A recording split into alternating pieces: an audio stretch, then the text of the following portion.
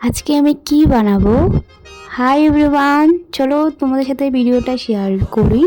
সকাল সকাল প্রথমে উঠে সুন্দর করে দাঁতটা ব্রাশ করছি। আর আমার মা দেখছি কতগুলি গাছ লাগিয়েছে, তোমার সাথে শেয়ার করে দিলাম। অ্যালোভেরা গাছ, জবা ফুল গাছ, বহুতগুলি গাছ লাগিয়েছে। অ্যালোভেরা গাছটা খুব সুন্দর হয়েছে। তারপর কয়েকটা ফুল গাছও লাগিয়েছে, দেখতে পাচ্ছ।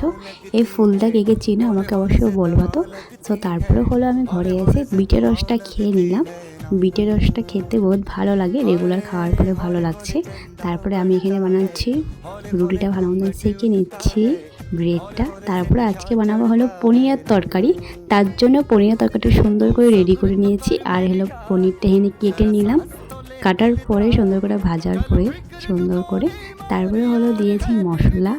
সব মশলাগুলো বলেছি মাকে তুমি দিয়ে দাও, যেটুকু লাগবে তুমি দিয়ে দাও।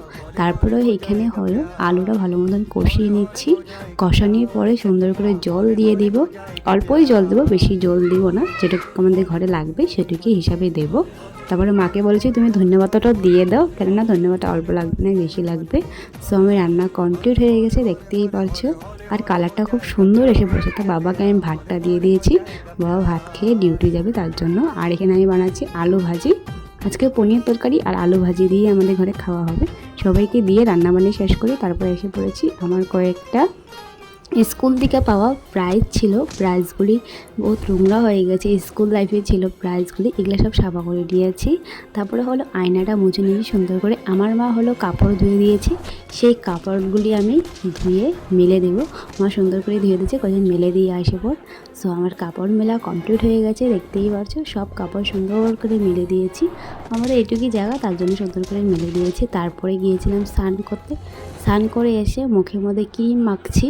কিছু ইউজ করি না, এখন ইউজ করা শিখে গিয়েছি তার জন্য। তারপরে স্নান করে এসে ক্রিম মেখে ঠাকুর টুকুর দেওয়া কমপ্লিট হয়ে গেছে। সো আজকের জন্য বাই, দেখা হচ্ছে নেক্সট মিনি ব্লগে। By everyone. তোমার যদি কিছু কোশ্চেন থাকে তো আমাকে বলতে পারো।